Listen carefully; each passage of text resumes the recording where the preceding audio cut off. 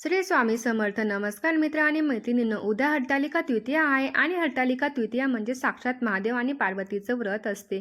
भाद्रपद महिन्यातील शुद्ध द्वितीयेला हरतालिकेचं व्रत असतं. यावर्षी 26 ऑगस्ट 2025 या दिवशी हरतालिकेचं व्रत आलेलं आहे.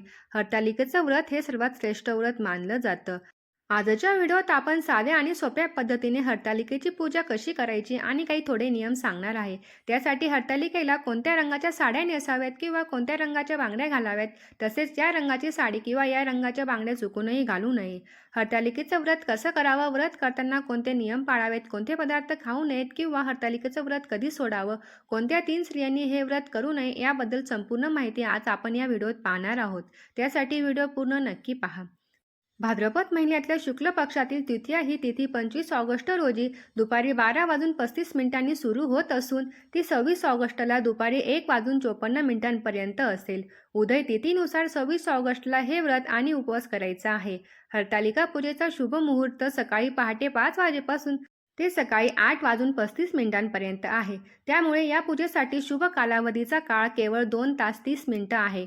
म्हणून तुम्ही ही पूजा सकाळी लवकरात लवकर करण्याचा प्रयत्न करावा. नाहीतर संध्याकाळी प्रदोष काळात केली तरी काहीच हरकत नाही. हरतालिका हे व्रत सुवासिनी स्त्रिया, कुमारिका, विधवा स्त्रिया तसेच ज्या स्त्रियांना मासिक पाळी आलेली आहे हे सुद्धा करू शकता. पण त्यांच्यासाठी काही नियम आहेत.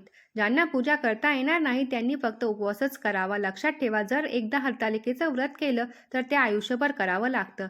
आपल्याला कोणतीही अडचण आली तरी हे व्रत सोडता येत नाही. सौभाग्य प्राप्तीसाठी, ऐश्वर्य, सुख, समृद्धीसाठी हे व्रत केलं जातं. जन्मोजन्मी अखंड सौभाग्यवती असावे ही मागणी या व्रतात केली जाते. गर्भवती स्त्रियांनी हरतालिकेची पूजा करू नये असं म्हटलं जातं. आणि ज्या विधवा स्त्रिया आहेत त्यांनी सुद्धा हरतालिकेचं व्रत आवर्जून करावं. ही पूजा आपण घरी सुद्धा करू शकतो किंवा मंदिरात देखील करू शकतो. तुम्हाला जसं जमेल त्या पद्धतीने करायचं आहे. हरितालिकेच्या दिवशी सकाळी लवकर उठून अंघोळ करून अंघोळीच्या पाण्यात चिमूटभर हळद किंवा गोमूत्र टाकायचे आहे. त्यानंतर स्वच्छ किंवा नवीन वस्त्र परिधान करून मनोभावे पूजा मांडायची आहे.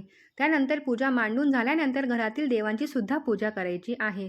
घरी पूजा मांडल्यानंतर महादेवाची पूजा आहे म्हणून विड्याची पाने, पांढरी फुले, आघाडा, दूर्वा, बेलाची पाने, पार्वतीसाठी सुवासिनीची पूजा, धोत्र्याचे फूल किंवा फळ, नैवेद्यासाठी 5 प्रकारचे फळं आणायचे आहेत.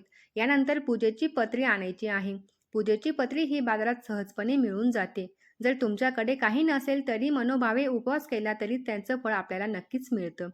जर तुम्हाला घरी पूजा करायची असेल तर वाहत्या पाण्यातली किंवा नदीतली स्वच्छ वाळू घ्यावी. वाळू स्वच्छ गोमूत्राने धुवून घ्यावी. त्यानंतर घरात एखाद्या जागेवर स्वच्छ पुसून घ्यावं. तिथे पाट मांडून पाटाच्या भोवती रांगोळी काढावी आणि त्या पाटावर महादेवाची वाळूने पिंड तयार करावी आणि त्यावर मनोभावे पूजा करावी. हरतालिकेच्या पूजेला वाळूचीच पिंड तयार केली जाते. या दिवशी स्त्रियांनी दिवसभर उपवास करावा व दुसऱ्या दिवशी उपवास सोडावा. या पूजेत आपल्याला गणपती, नंदी, पार्वती आणि तिच्या सखी सुद्धा काढायच्या आहेत. महादेवाच्या पिंडीचा निमुळता भाग उत्तर दिशेला ठेवायचा आहे. त्यानंतर स्त्रियांनी कपाळाला हळदी कुंकू लावून दिवा लावायचा आहे. यानंतर गणपतीची पूजा करायची आहे. पूजेच्या आधी गणपतीची पंचामृताने आंघोळ करायची आणि नंतर शुद्ध पाण्याने आंघोळ करून घ्यावी.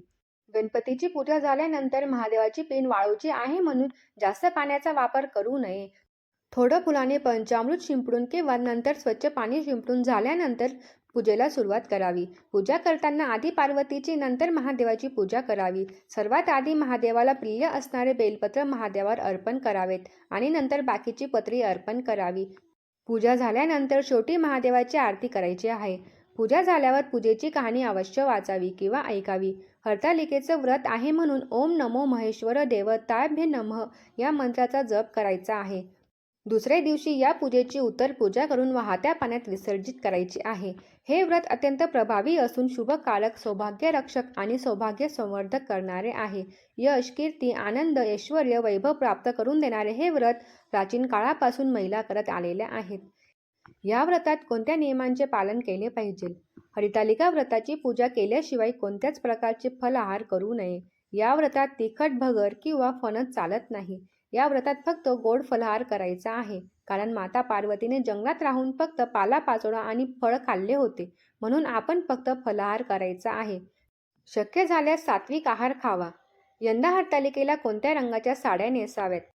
तर यावर्षी हरतालिकेला या रंगाच्या साड्या नेसाव्यात, कारण या रंगांमध्ये सकारात्मकता आणि दैवी लहरी ग्रहण करण्याची शक्ती असते. यात गुलाबी, पिवळा, हिरवा, लाल या रंगाच्या साड्या नेसू शकतो. इतर दुसऱ्या रंगाच्या साड्या नेसू नये. पांढऱ्या रंगाची आणि काळ्या रंगाची साडीही चुकूनही घालू नये. स्त्रियांनी या दिवशी सौभाग्याचा अलंकार घालावा. यात हिरव्या रंगाच्या बांगड्या, पायात जोडवी, हाताला मेहंदी आणि कपाळाला हळदी कुंकू लावावे. वरील सर्व नियम पाळल्यास नक्कीच आपल्याला शुभ फळ मिळेल. ही सर्व माहिती पौराणिक कथेवरून घेतलेली आहे. त्यामुळे जास्तीत जास्त लोकांपर्यंत शेअर करा. व्हिडिओ आवडल्यास लाईक करा, शेअर करा आणि सबस्क्राईब करायला विसरू नका.